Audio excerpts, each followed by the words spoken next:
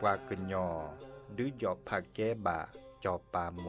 โดกระเตอล้อ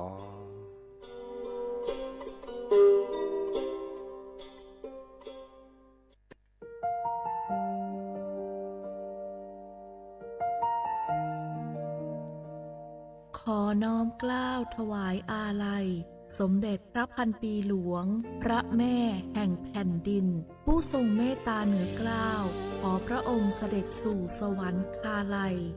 ข้าพระพุทธเจ้าข้าราชการและเจ้าหน้าที่สถานีวิทยุกระจายเสียงแห่งประเทศไทยจังหวัดเชียงใหม่กรมประชาสัมพันธ์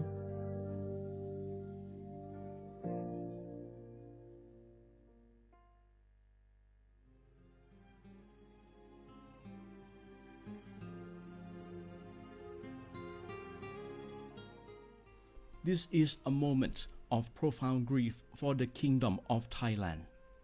We, the collective voices of Radio Thailand Chiang Mai, join the Thai nation in mourning the passing of our beloved Queen Martha, Her Majesty Queen Sirikit. Her life was a testament to the unwavering service, grace, and deep love for the Thai people. Our humble condolences and thoughts are with His Majesty the King, the royal family, and all the Thai people during this deeply sorrowful time. We will remember her forever.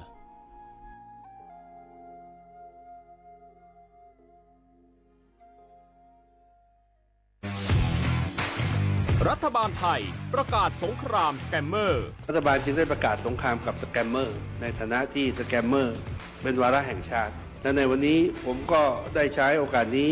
มารายงานความคืบหน้าและเน้นย้ำถึงสิ่งที่เราต้องร่วมกันทำต่อไป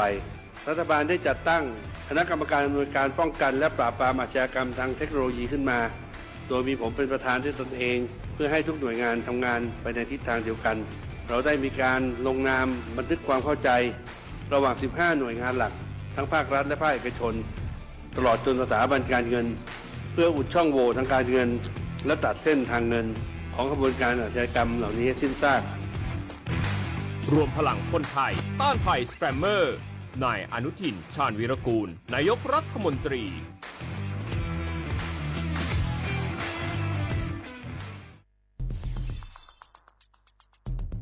แค่ 3 ปีความเสียหายจากอาชญากรรมไซเบอร์ของคนไทยพุ่งทะลุถึง 94,000 ล้านบาทหรือเฉลี่ยปีละ 30,000 ล้านบาททุก1ชั่วโมงเราเสียเงินกว่า 3.4 ล้านบาทให้กับมิจฉาชีพออนไลน์โจรไม่เห็นใจคนอาชีพไหนอายุเท่าไหร่สถานะทางการเงินแบบใดหมอพ่อค้านักธุรกิจนักเรียนแม่บ้านข้าราชการเกษียณทุกคนตกเป็นเหยื่อได้เสมอและวันหนึ่งอาจเป็นคุณหรือคนที่คุณรักเพราะจุดอ่อนร่วมของเหยื่อคือความเร่งรีบขาดสติหรือแม้แต่บางครั้งก็เกิดความโลภจนเกินไปอย่าปล่อยให้การกดคลิกเดียวลิงก์เดียวทำให้โจรยิ้มกว้างวันนี้ถึงเวลาแล้วที่คนไทยทุกคนจะต้องร่วมมือกันสร้างภูมิคุ้มกันอาชญากรรมไซเบอร์ช่วยกันหยุดก่อนที่ภัยไซเบอร์จะทำให้คนที่คุณรักและตัวคุณเองกลายเป็นเหยื่อ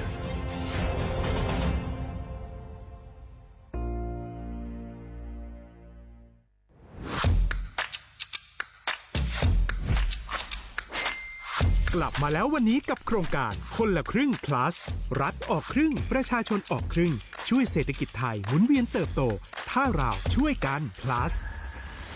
ต่อยอดให้เศรษฐกิจไทยเติบโตอย่างยั่งยืนด้วย5 plus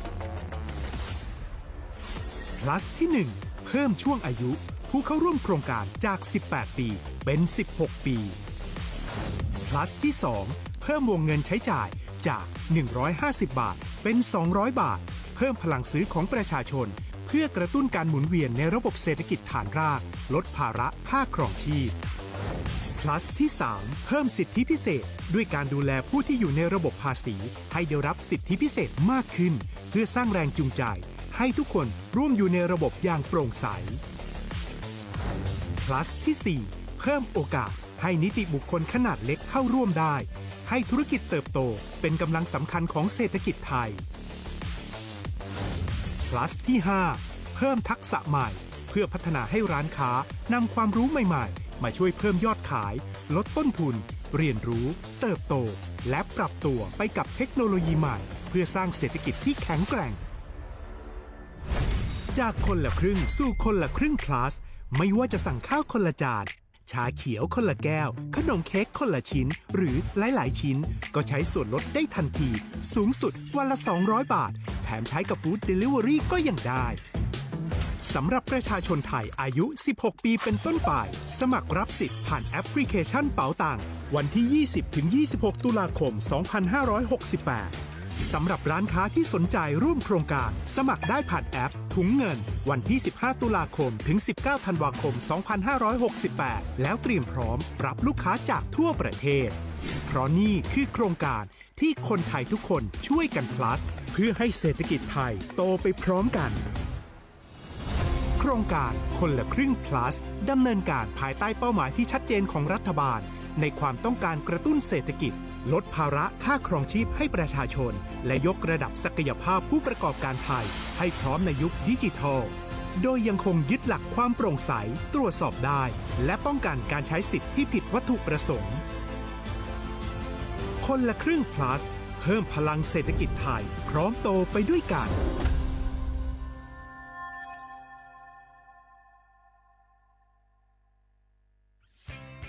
เส้นทางสายหมอกที่สวยที่สุดในเมืองแพร่กำลังรอทุกคนไปวิ่งด้วยกันครับทุกก้าวของคุณคือพลังของลมหายใจ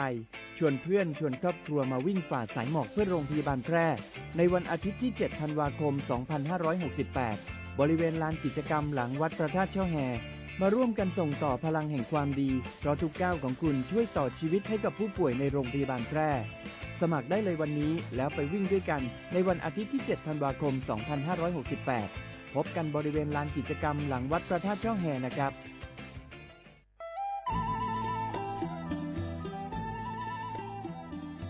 จังหวัดลำพูนโดยสำนักงานวัฒนธรรมจังหวัดลำพูนขอเชิญชวนทุกท่านร่วมย้อนวันวานสัมผัสมนต์เสน่ห์ตลาดวัฒนธรรมถนนสายวัฒนธรรมย่านเมืองเก่าข่วง1,400ถนนรถแก้วชวนมาชมชิมช็อปกับสินค้าพื้นเมืองของกิ่งบ้านเฮามากกว่า100ร้านค้าพร้อมชมการแสดงศิลปะวัฒนธรรมล้านนาและกิจกรรมดีๆจากชุมชนท้องถิ่นทุกวันเสาร์และอาทิตย์ตั้งแต่วันที่ 25 ตุลาคม 2568 ถึง 4 มกราคม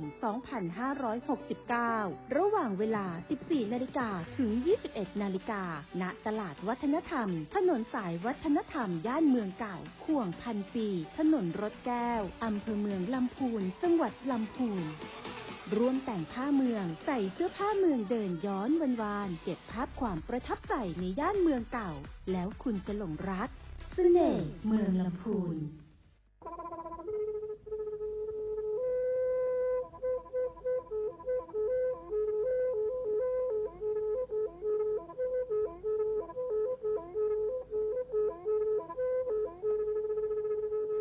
มือนี้มือซอเลอะวันที่ 29 ตุลาคมนี่ที่กระโทแซกซาคือชิญุและปุขีเนี่ยเนาะปาแก้คนน่ะมีเวลาเลือกคณะรัฐมนตรีดอเวดาเห็นเมื่อเลปาซึดแลเกตากิตาเกบาคาคือเลปากูปัญญอนเลตึกแกดิปาจดแต่โพบาเฮโอเลทีละก่อเฮโอเลก่อจดแต่พาซิลีแต่จากคอนเลที่ก่อตามลอบพิกะอักเวลอเวดาเลมาตรา 17 แห่งพระราชบัญญัติคนเข้าเมืองพ.ศ. 2522ดิสอบการเลเฮลเลก่อจดแต่ซิลีก็ในบลานี้ในเมบาซาเลก็เชลิเชจาและขี้ในอแควเลอบากิบาเกเลนกแกทอปาจดแต่โพเนนแลเซแต่จากคอเลที่ก่ออาตามลอบพิกะอาหินแคว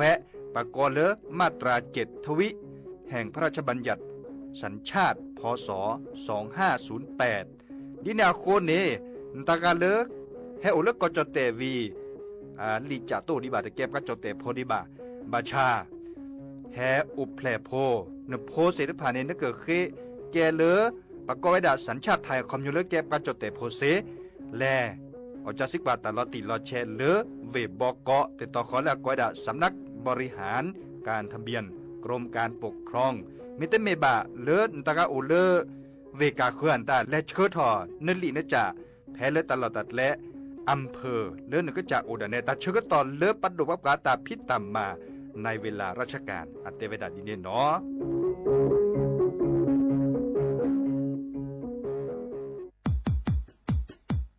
ดอปูแบบปากญอโพนเมบาสะสู้ออมมือออเลวิทยุกะลือลอก็จะแตะเวกีแม่ตอนยาอีบอบบาเนบาคะคือเล่นตาพี่ตามมาตาพี่ออมมาออจะแตะกว่าก็ได้แล้วสนใจโฆษณาเนื้ออดจัดสิกว่าสวทเชียงใหม่เบอร์โทรศัพท์053 276 068เมตเมบะ092 246 8579เซทอโบลอ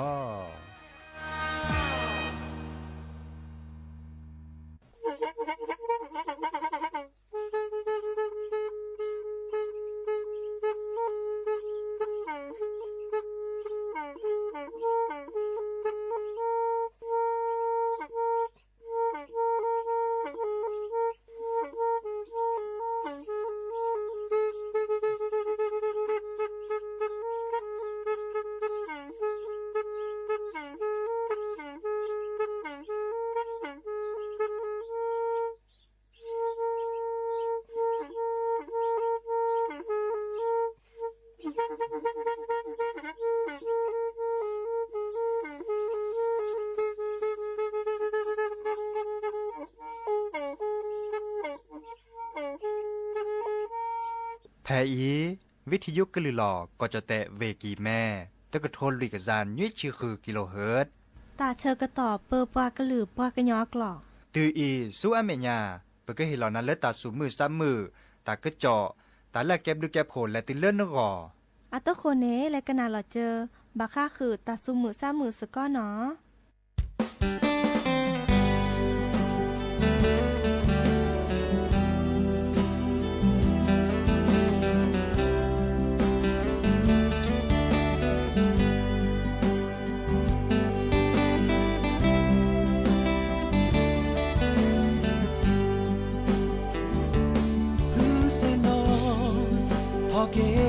ซาตะโกแผ่มือเชทออาคาตะกะสุยโล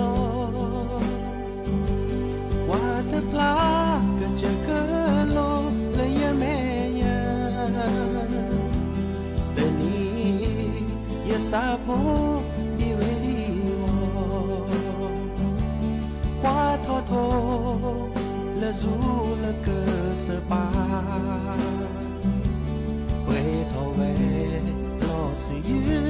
สยมาเซลาหูคือออาชาและเซวากลีดีโซอาคือเปกะกาและกะเกมีแกลโอเวอาโบละปะตาโตก่อนนาเกตนาตะโมอามีซาอึแนตะเวพานซาชูชูดีกันเนขอโปรและปะเตา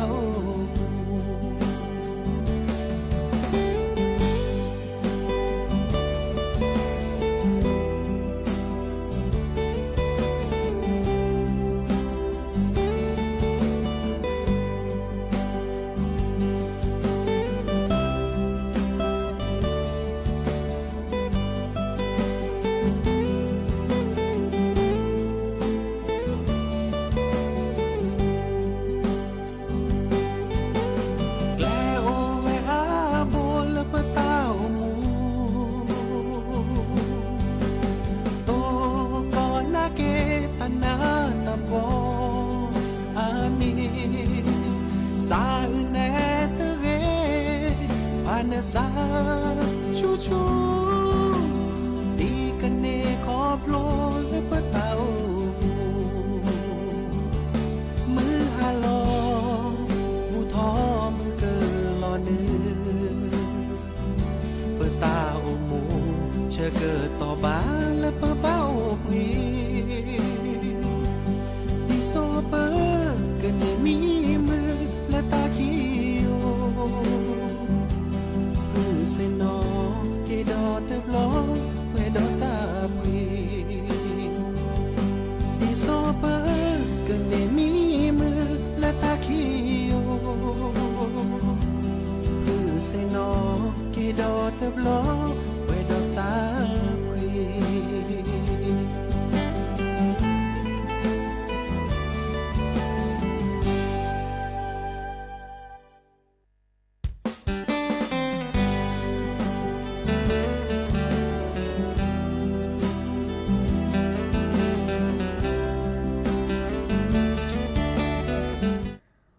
ชอเปอร์ดอกปือแหวมือราพาตีพือพีก็ราบาตุกอลซาเดยาพอมลาวารัญญาไฟเพโรดแพลวิทยุหรือลอกจอแต่เวกีแม่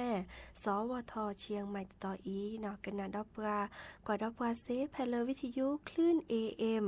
ตึกโทรลุยกยานนุ้ยคือกิโลเฮิรตซ์วิทยุโคกที่วัดจันทร์ FM 103.50 เมกะเฮิรตซ์วิทยุพะบักโข FM 104.25 เมกะเฮิรตซ์ออนไลน์ต่อคอลเลอร์แฟนเพจ Facebook สวทเชียงใหม่ AM 1476 KHZ เนาะโอแกสกอลซาตาชกตอคอควินารีและตือเลอร์อนาริตชีฮัลละคอปาคือนารีและตือเลอร์นุยนารีแม่เมตาชกตอไกอีเนซิตเนแฮตุลอคอเชอร์บุพวยโพซิโซโดวาเนาะมือจากคือออทอตากุบากุเซตาซุมุซามือเมื่อเลออักเลตาเนาะดินิจาเนโอแกสกอลซาเนาะกันนาตากุบากุเซเนาะตาซุมุซามือและกยอกยอเนาะดินิจาเนอะตโคเตแค่ก็ก้าลสตับเวอีและกันนาดอตาซุมุซามือเลิกกะเคยเนาะ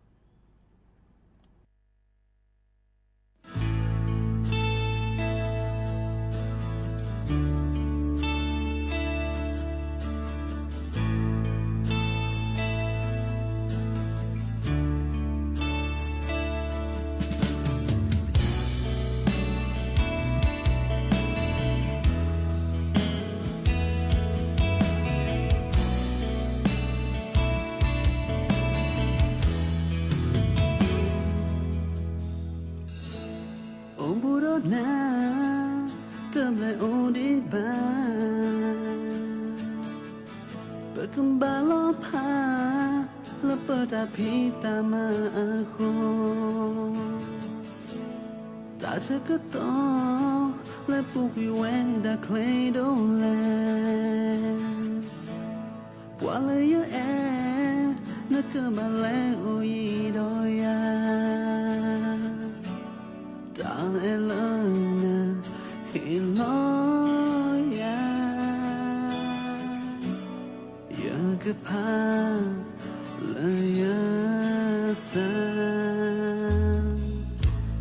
อยากก็ขอนานั่นไม่เวดายาตามมือลาก็ต้องโดนนาเตละแอบว่าก็เคยบาสีนอทองนาละตาเธอก็พามองก็ใส่ว่าก็โอดนา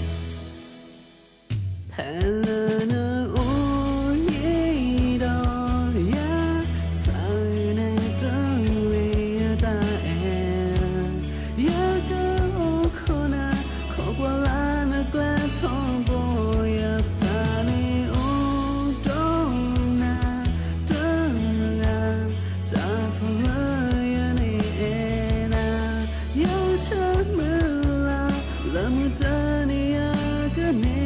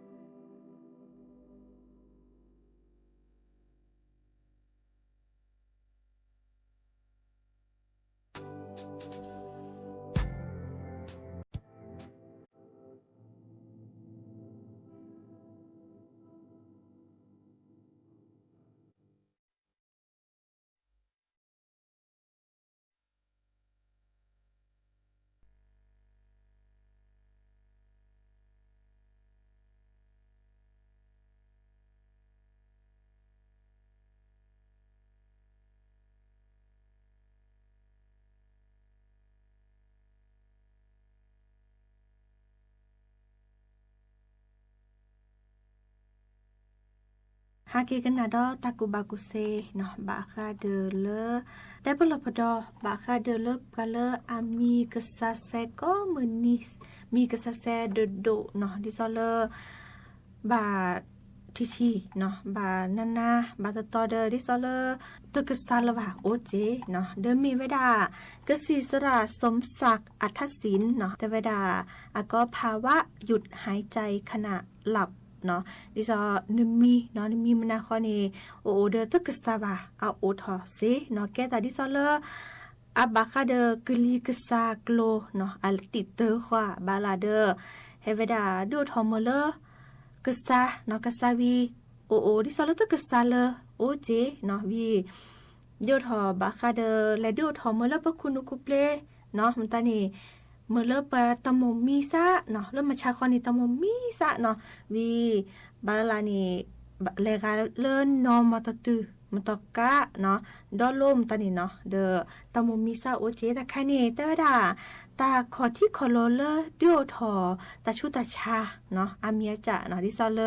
ตาชาเลบาคาเดเลปะซาตาชาเลบาคาเดปสุยกโลเนาะตาชาปะบอกปะโซเนาะ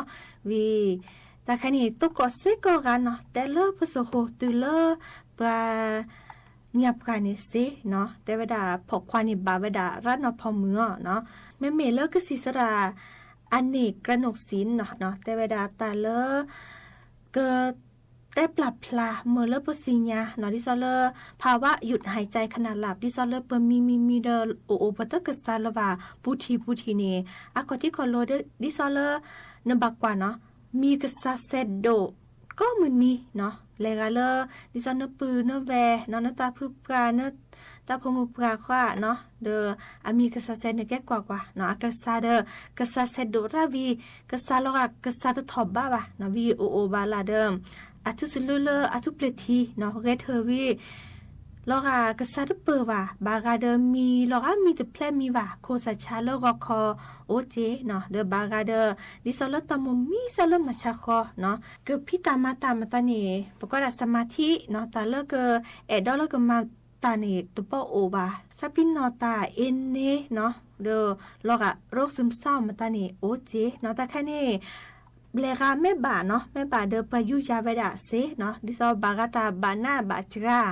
เนาะเดือนนอกิเตอร์นี่เกยยาเวดาดิซอเลอร์ก็ดาเครื่องอัดอากาศแรงดันบวกเนาะเดอแก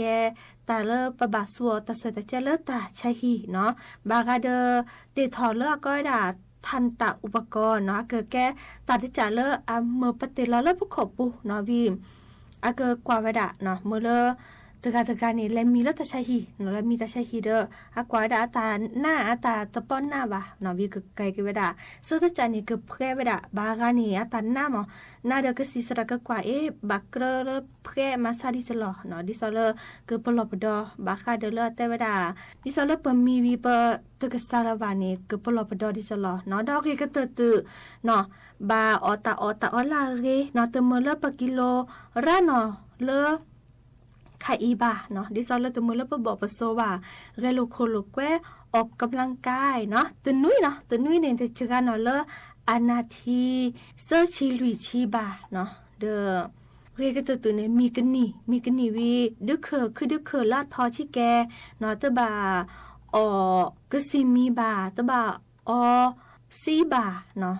ดอเลกาเล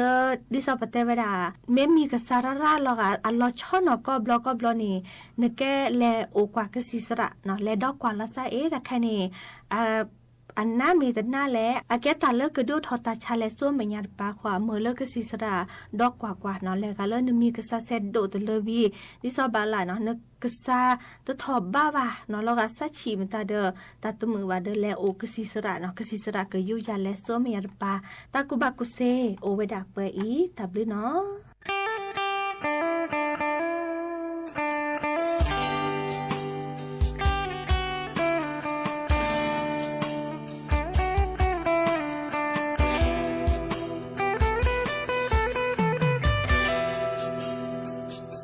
อยู่ที่บ้านนาเลอตุโคจะบลอ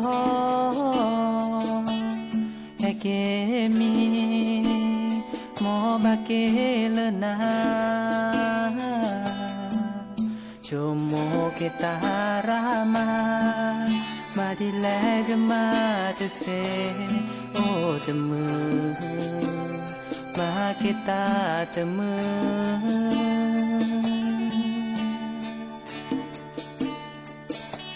Hello to ko ta le sa vi ki Jedai sa khu to lo ma ki Me sa le lo ni ne che wa do le na so le ta to Jedai to sa pi no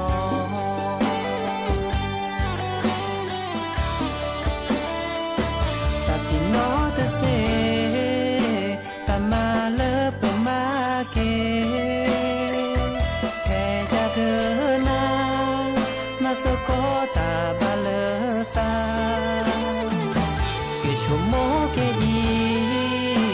tala se jubana o jetela chinole se kutula se jubana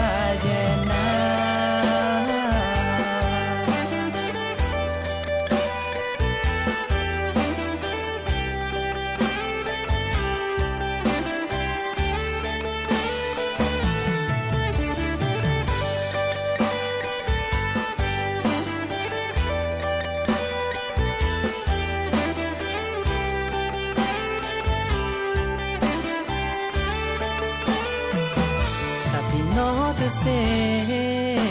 tamale pamake he ya de na masokota balasa ki chomo ke i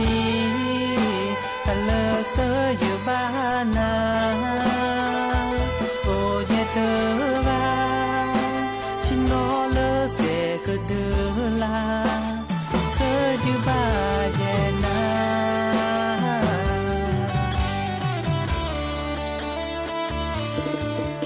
na na no phale ta so yu le ya ne do te che chuko to ne do pa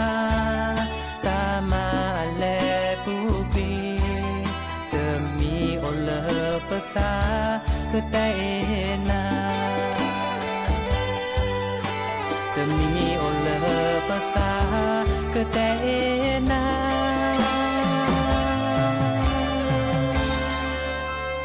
je na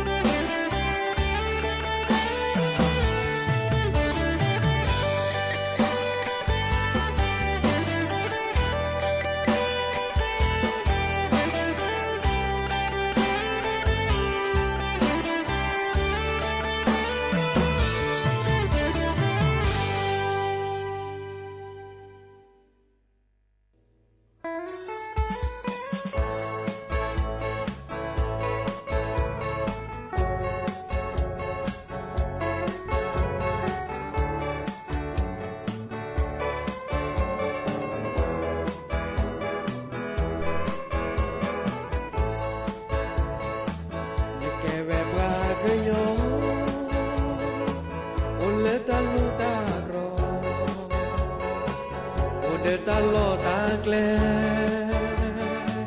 ma o mu ma o we che ke to tu do li ba phe khu phe chwi ba ke to ke pe bu kli ba ke to ke pe bu sa ba bo lo le ta chu kha ye ke we pra ke yo que ve ma khu que ve ma ombu le ta lu ta de be khu thop ba o me an di de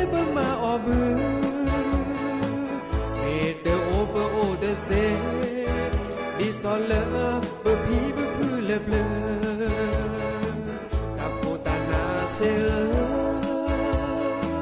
นาเปิดดอซาเตเกเยเตเมปรามาโกเซเยเตเมปราสุปีสุบลาจะมาออบือกอลอ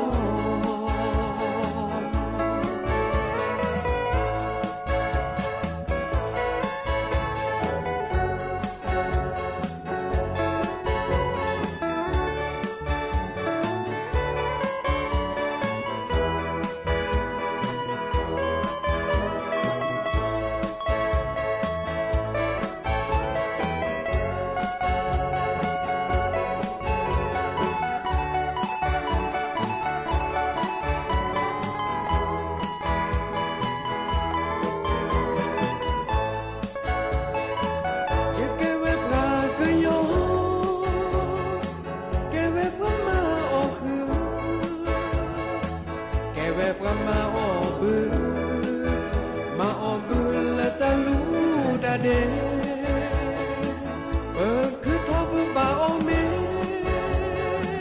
อาดิเนจะมาอบือเมเดโอเบโอเดเซ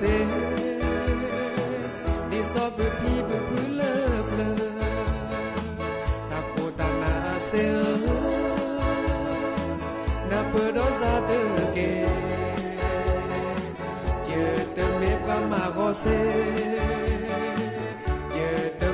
สุปีสุปลาจะมาออกมือกอลอเยอะตั้งเมปาสุปีสุปลาจะมาออกมือกอลอตะคุรนานาโปซาเกจะมามือลอลอตั้งเมเลจะมากุมากอเซลา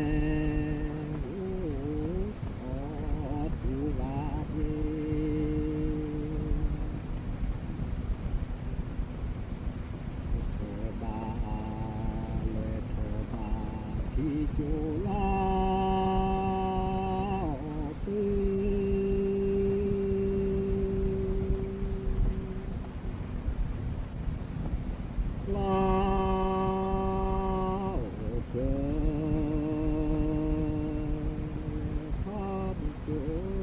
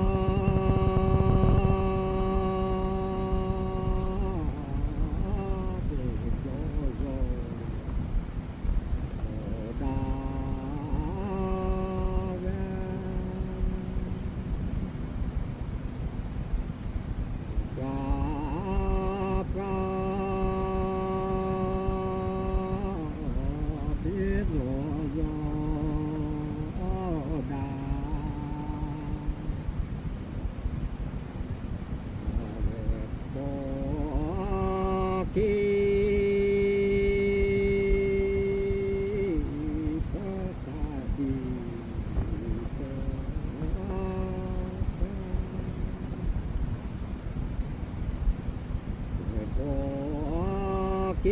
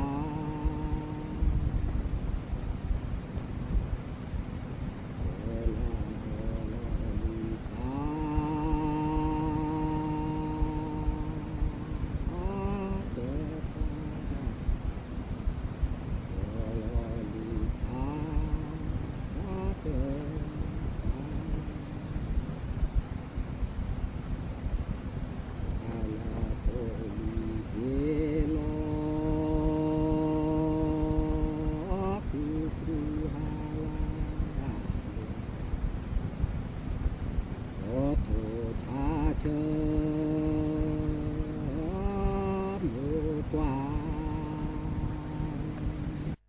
ทอมลอตือจูแวจูแวกลือเดพอตือเปียวแลพอมาเปียนดาแวกูโจโลเปกูเจเลนอเสเนวามีกูลอลีเยญาปโลกาชอ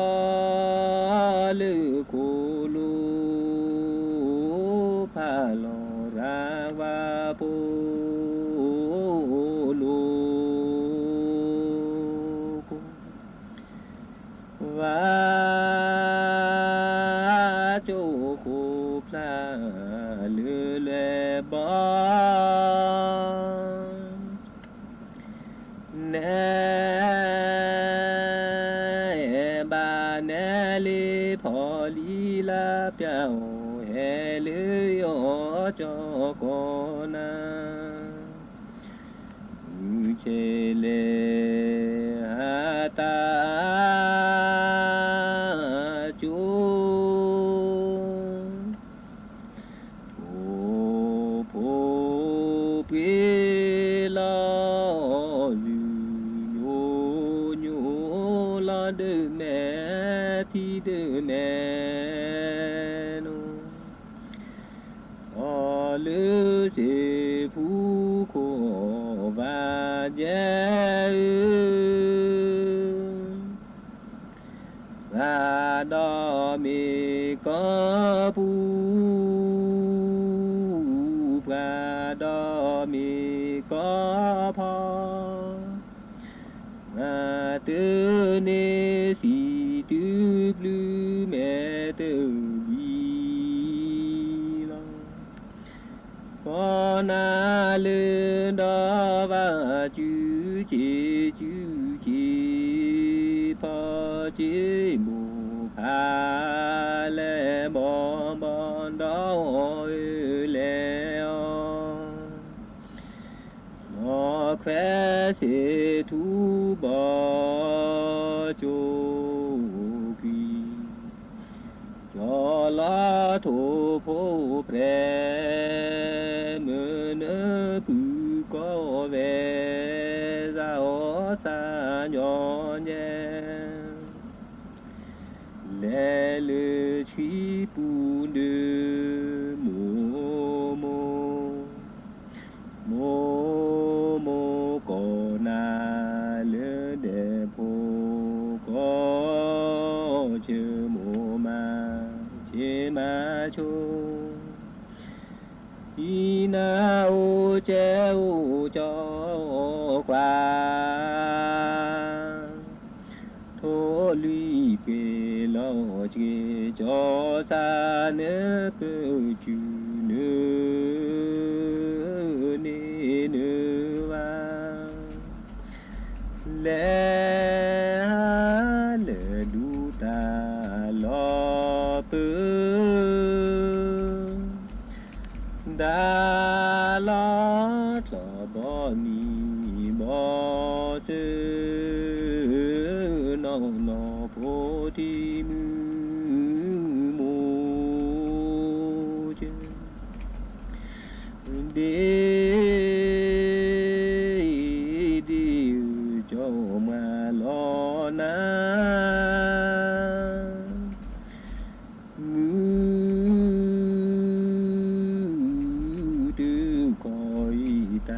แค่เนื้อเนื้อเนื้อเยเนื้อซาเนื้อเกเนื้อพอบาเนื้อ